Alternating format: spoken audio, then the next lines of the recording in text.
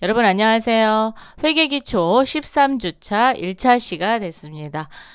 이제 얼마 안 남았네요. 그죠? 많이 덥죠? 네, 그래도 힘을 내서 13주차 수업 진행하도록 하겠습니다. 전 시간에 우리가 결산에 대해서 좀 살펴봤어요. 그죠? 그래서 결산의 본 절차, 본 절차 중 자, 심화 학습 문제 가겠습니다. 첫 번째, 나눔 상점에 2020년으로 갈게요. 자, 2020년 12월 31일 총 계정 원장의 잔액과 자, 여러분 예제에 총 계정 원장 들어가 있죠? 그거에 결산 정리 사항에 의하여 결산 분계를 제일 첫 번째를 하고 대체 분계를 표시하라 그랬어요. 그죠? 그러면 전기하라는 거예요. 자, 두 번째. 그리고 원장을 마감하는 게 세 번째.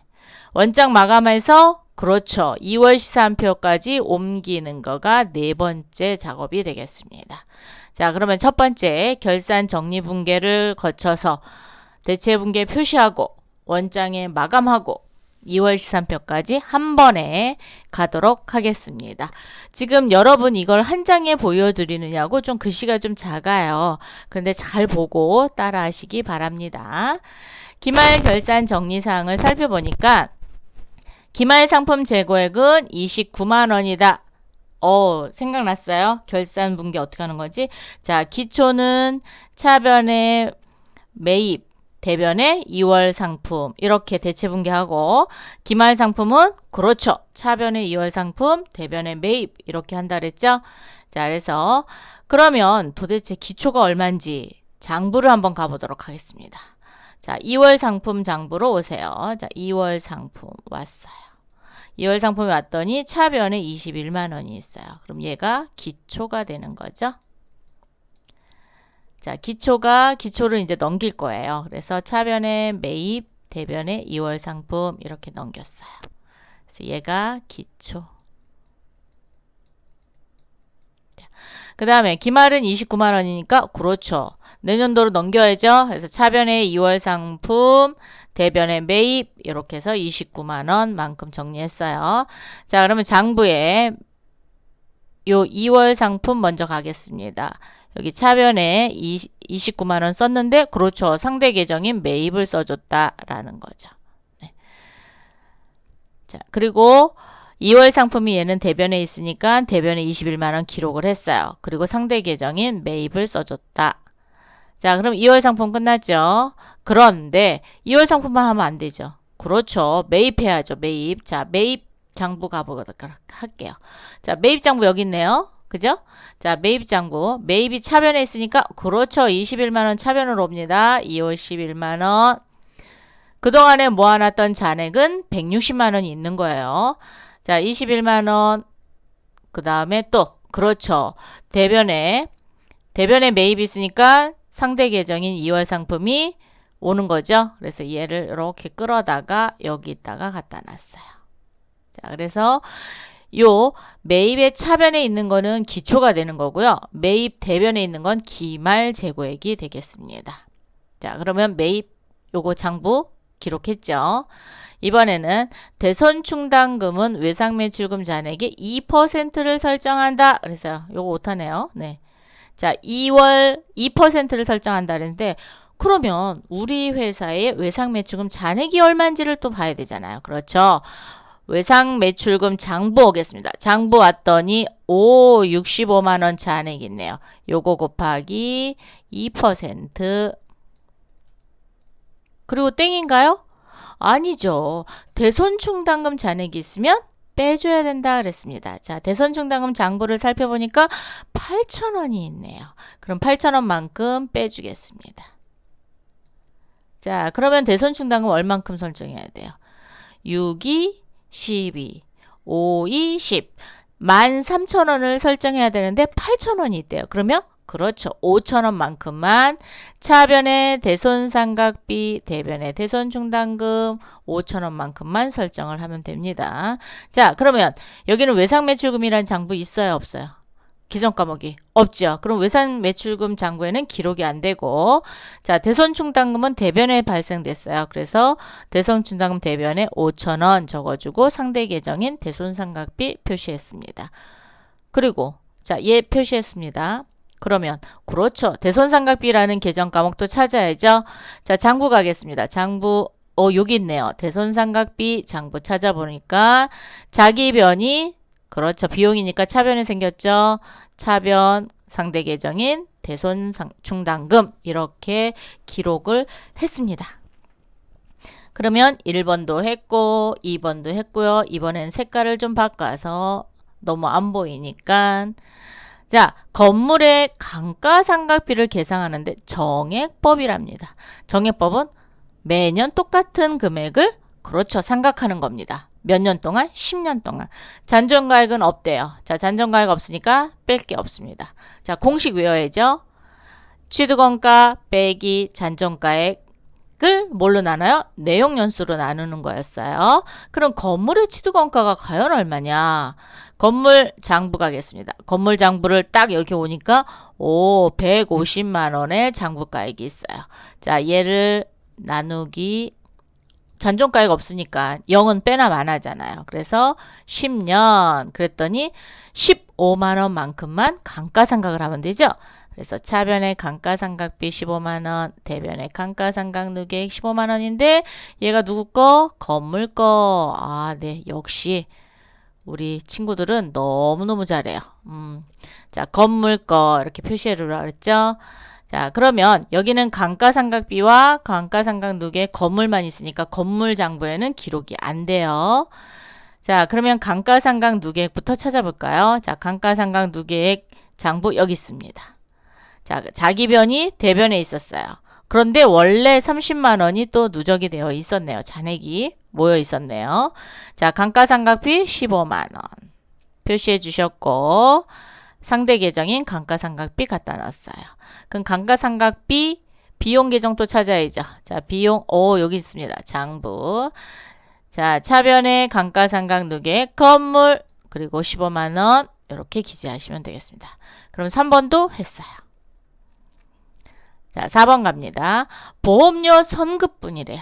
자, 보험료 선급분이라는 건 보험료로 뭔가가 나갔다라는 거예요. 자, 보험료 계정 살펴볼까요? 여기 있습니다. 자, 보험료 계정 살펴보니까 3만 원을 지급했네요. 그죠? 그 중에 내년도분이 얼마라고요? 12,000원. 그러면 그렇죠. 차변의 선급보험료, 대변의 보험료 이렇게 수정하는 거죠. 자, 차변의 선급보험료, 대변의 보험료. 자, 그래서 선급보험료 계정을 찾아보니까 여기 있네요. 자, 그래서 차변에 보험료 12,000원 이렇게 가져왔습니다. 그죠? 그럼 보험료 그렇죠. 대변에 빼야죠. 요렇게 빼야죠.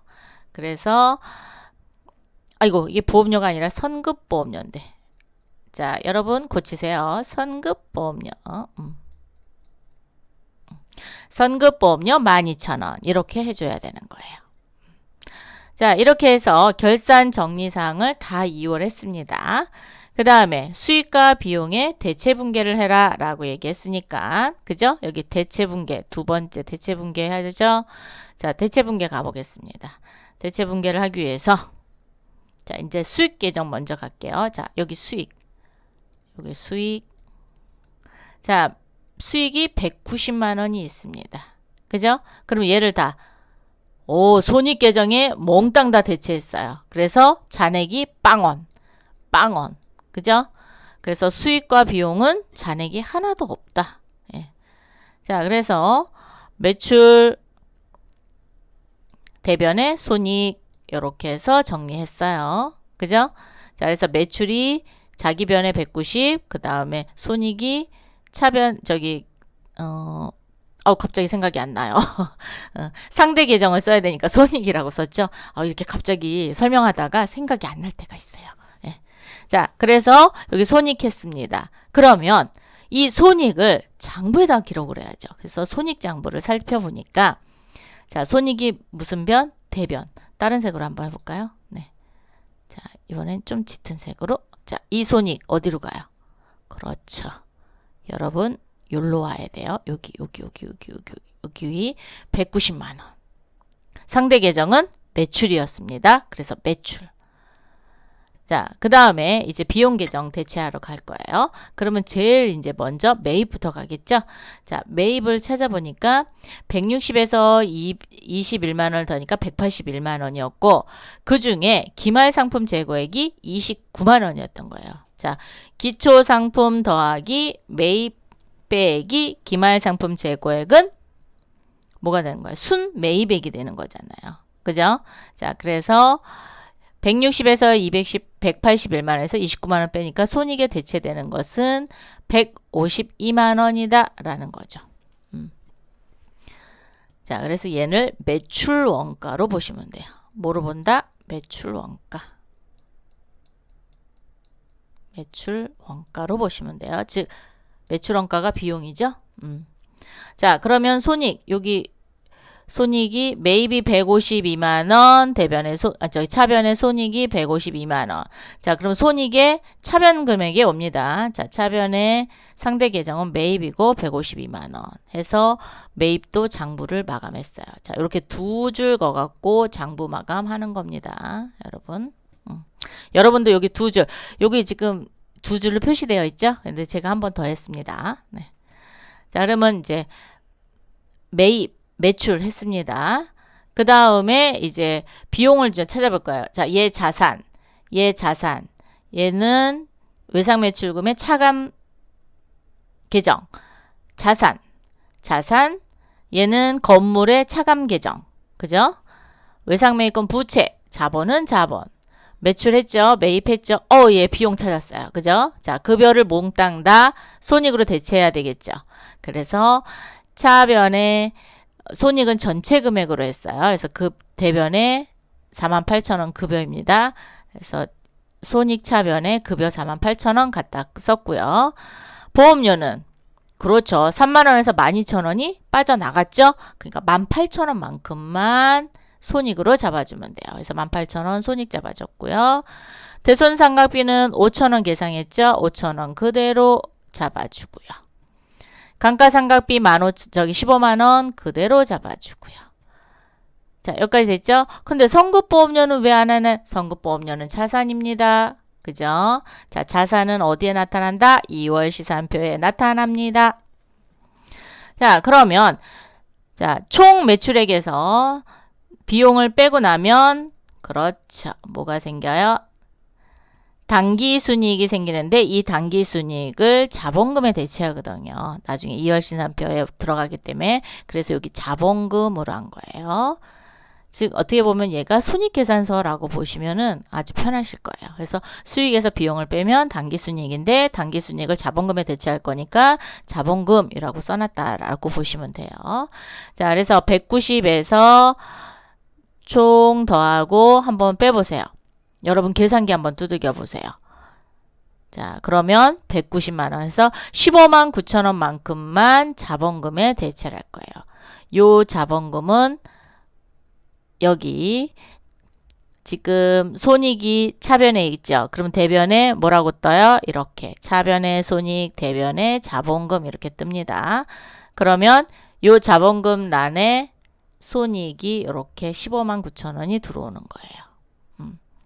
자, 그러면 자본금까지 다 했어요. 그러면 이제 2월 시산표를 작성을 해보겠습니다. 자, 2월 시산표라는 것은 그렇죠. 자산부채 자본을 다음 연도로 넘기는 그 금액만큼만 기록을 해줘야 되잖아요. 자, 그러면 현금부터 가보겠습니다. 현금은 다른 거래는 없었어요. 없어서 12월 31일 날 차월 2월 45만 원. 그리고 1월 1일 전기 2월이 45만 원 이렇게 됐습니다. 그럼 2월 시산표 현금란에 요거는 도대체 뭘까요? 장부의 면표시입니다. 즉 현금이 1번에 있다라는 거예요. 그래서 요거는 원면, 즉 장부의 표시, 면표시. 그래서 현금의 1번. 외상매출금 2번 이렇게 돼 있잖아요. 그래서 그 원면 표시를 한 겁니다. 자, 현금이 그렇죠. 차변에 있으니까 자 45만 원 차변에 기록했어요. 외상매출금은 65만 원. 더 이상 거래 없으니까 12월 31일 날 차기 2월입니다. 차기 2월 65만 원. 1월 1일 전기 2월. 여기 다 차월 2월이라고 그랬네. 차기 2월이에요. 네. 자, 그래서 외상매출금 자기변이 차변에 있죠. 자, 차변에 그대로 45만 원. 그리고 원면은 외상매출금 2번으로 돼 있죠. 그래서 2번 표시했고요. 대선 충당금은 자, 8,000원에서 5,000원 하니까 13,000원이에요. 13,000원을 몽땅 다 넘길 거거든요. 그래서 12월 31일 날 차기 2월 13,000원. 그러면 1월 1일 날 얼마가 넘어가요? 13,000원을 그대로 넘겨 받겠죠. 자, 그래서 대선 충당금은 대변 금액입니다. 자, 대변에 13,000원. 장부의 원면 표시는 3번 이렇게 기록하시는 거예요. 자, 2월 상품 보겠습니다. 2월 상품은 차변을 다 더하니까 50만 원, 21만 원, 29만 원. 매입이었어요. 그러면 얼마만큼? 그렇죠. 기말 상품 재고액만큼만 넘어가는 거죠. 네, 그래서 29만 원만큼만 기록이 됩니다. 그래서 차변의 2월 상품은 네 번째 원면이고 29만 원. 그래서 2월 시산표에 나와 있는 2월 상품은 기말 재고액이구나 라는 거를 알 수 있습니다. 자, 건물은 150만 원. 150만 원 기록했고요. 감가상각 누계액은 살펴보니까 30만 원과 15만 원이 있어요. 그래서 45만 원만큼 차기 2월로 넘깁니다. 그죠? 그리고 전기 2월 해서 45만 원이 누적이 되어 있는 거예요. 감가상각 누계액 6번이고요. 45만 원. 그다음 외상매입금은 부채예요. 자기 자리가 그렇죠. 대변입니다. 그럼 대변에 기록해야죠. 48만 원만큼 기록합니다. 그래서 차기 2월 여기 1월 1일 전기 2월 이것도 빼먹었네요. 네. 자, 전기 2월 48만 원 이렇게 기록해 놓으세요. 여러분은. 여러분 잘해 놓으실 거예요. 그죠? 네. 자, 그러면 이제 외상매입금 48만 원 됐고요. 자본금은 그렇죠. 원래 자본금 180에 손익에서 15만 9천 원이 플러스가 됐습니다. 그래서 195만 9천 원만큼 몽땅 다 차기 2월로 넘겨요. 그죠? 12월 31일 날 차기 2월 195만 9천 원. 그러면 1월 1일 날 전기 2월로 195만 9천 원 넘어옵니다. 그죠? 자, 그래서 대변에 자본금 195만 9천 원. 그 다음에 이제 선급보험료가 있었어요. 선급보험료 자산이라 그랬잖아요. 자산에 얼마만큼 넘어왔어요? 12,000원만큼 넘어왔죠. 그래서 차변에 12,000원 해서 다음 연도로 넘기는 금액만큼 2월 시산표에 기록을 해준다라고 했어요.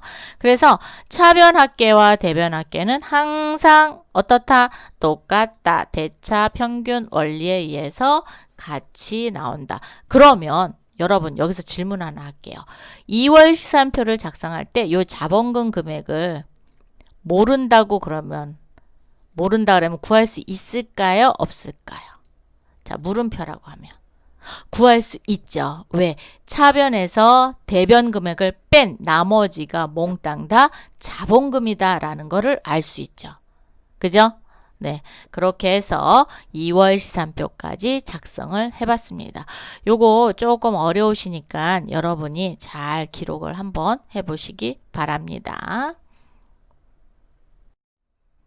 자, 이번에는 재무제표 작성에 대해서 좀 살펴보겠어요.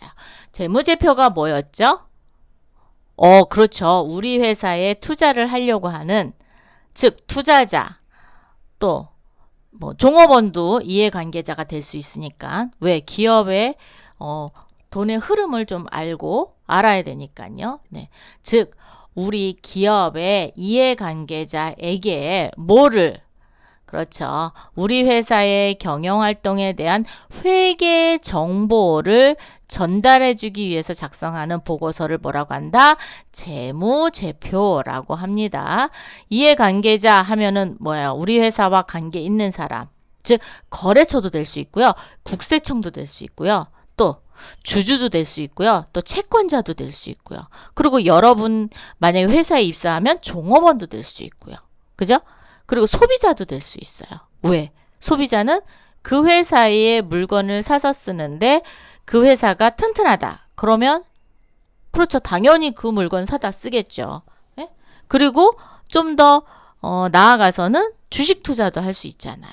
예, 그래서 모든 사람들이 이해관계자에 속한다라고 보시면 돼요. 네, 그래서 이해관계자들에게 회계 정보를 알려줘야 되는데 그냥 주먹구구식으로 알려줄 수는 없잖아요. 그래서 표로 만드는 거예요.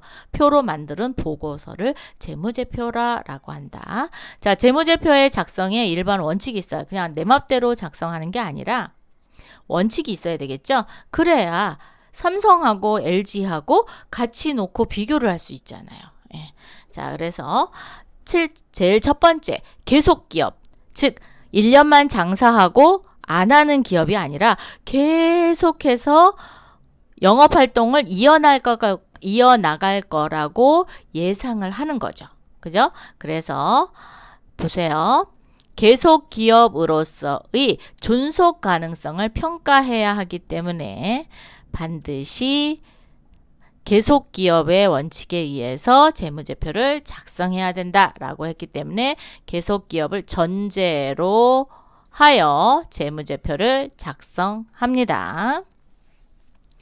두 번째, 재무제표의 작성 책임과 공정한 표시가 필요한데 이 작성 책임은 누가 지느냐? 경영진에게 있습니다. 즉 경영진이라면 누구 있어요? 그 회사의 대표이사. 그죠? 자, 그래서 재무제표의 작성과 표시에 대한 책임은 경영진에게 있다. 자, 그 다음에 재무제표를 경제적 사실과 거래의 실질을 반영하여 자, 뭘 표시해야 돼요? 재무상태, 경영성과 현금 흐름, 자본 변동을 공정하게 표시해야 됩니다. 그런데 그렇죠.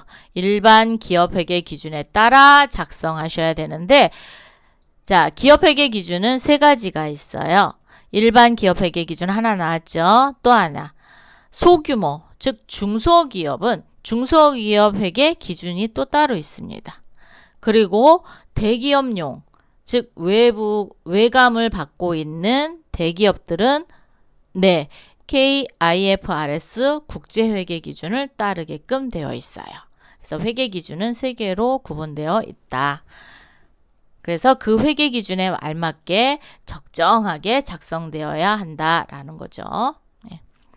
자, 그리고 재무제표에 혹시 기준에 따라서 작성을 하는데 사실을 기재 못하는 부분들이 있어요. 이런 거는 어디다 기재한다?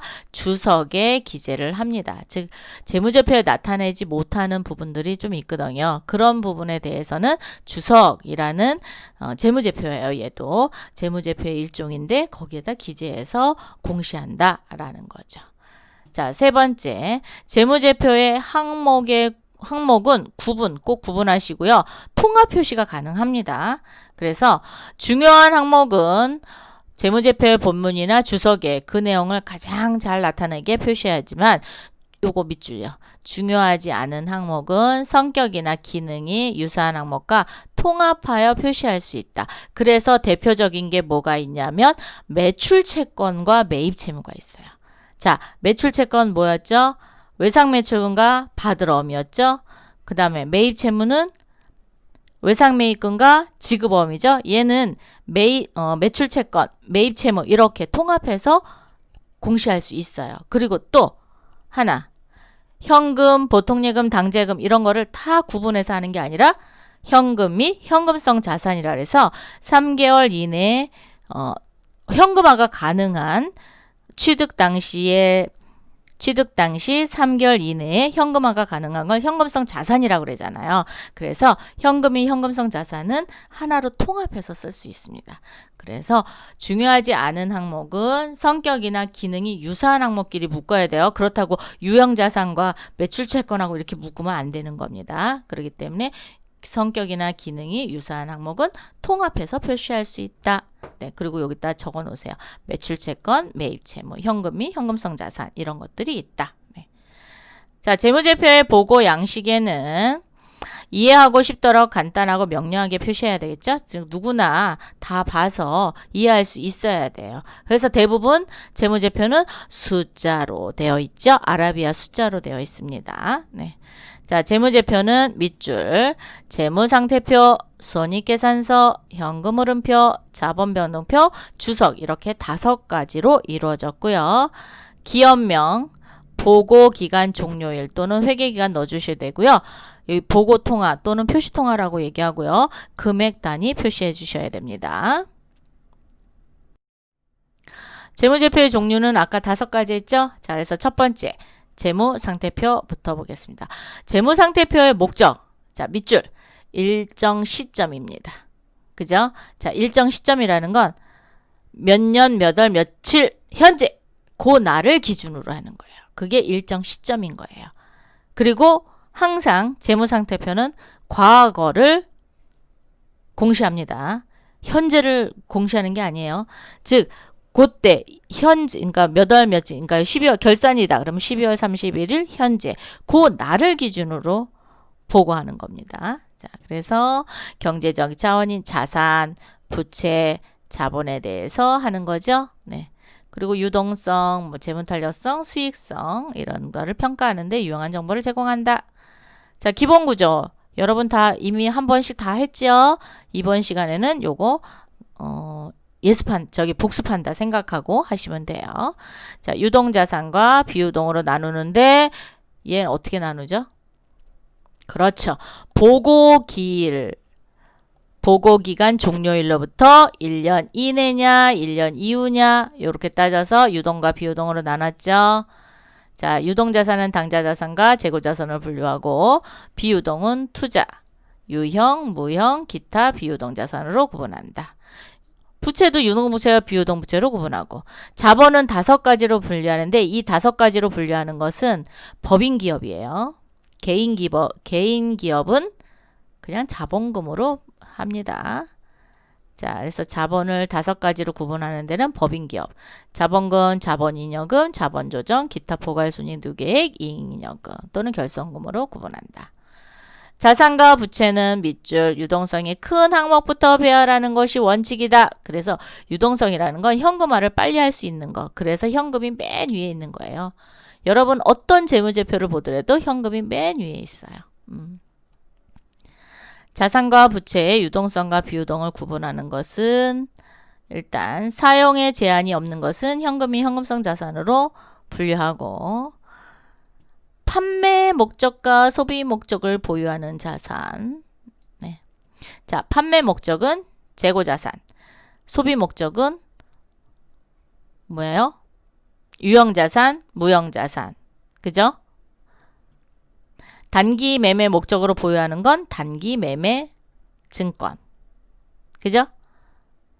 그 다음에 쭉 보시면 자산은 1년을 기준으로 유동자산과 비유동자산으로 분류한다. 다만 여기 정상적인 영업주기 내에 판매되거나 사용되는 재고자산의 회수, 매출 채권 등은 보고기간 종료일부터 1년 이내에 실현하지 않더라도 유동자산으로 분류합니다. 그래서 유동자산에 매출채권이 들어가 있는 거예요.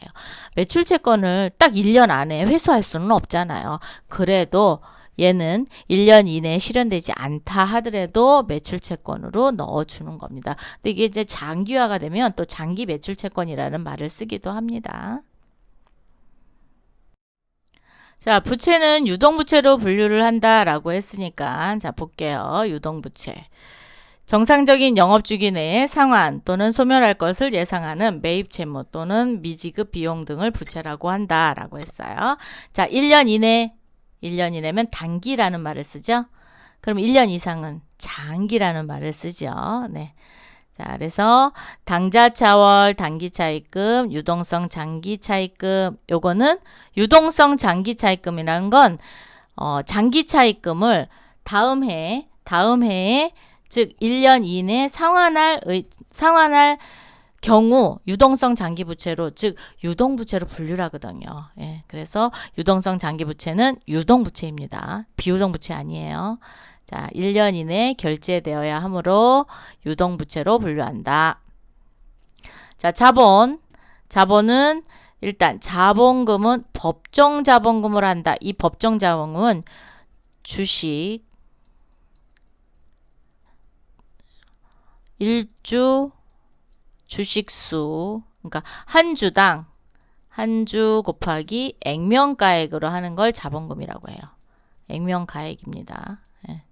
즉 주식에 표시된 금액, 그걸 곱한 게 법정 자본금이에요.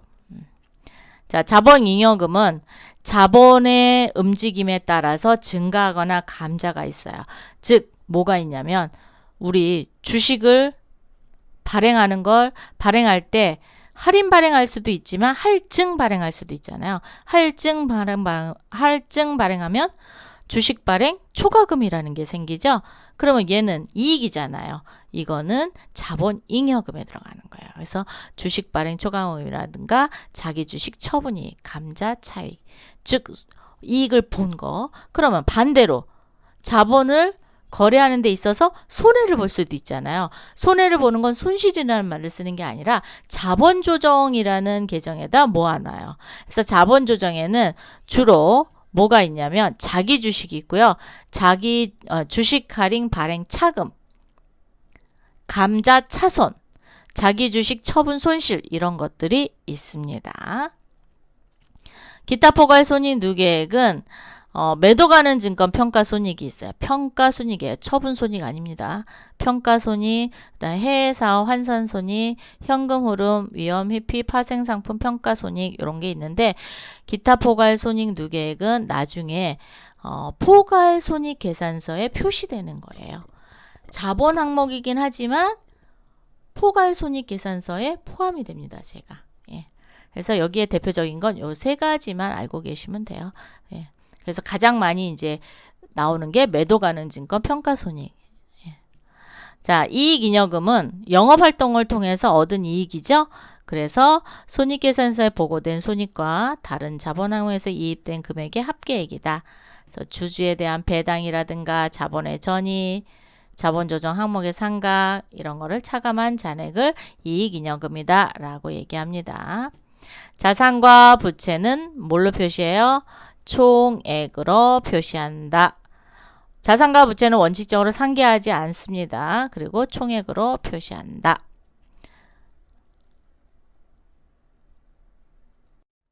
자, 이번 시간에는 여기까지 하겠습니다. 잠시 후에 2차 시에서 또 만나요. 수고하셨습니다.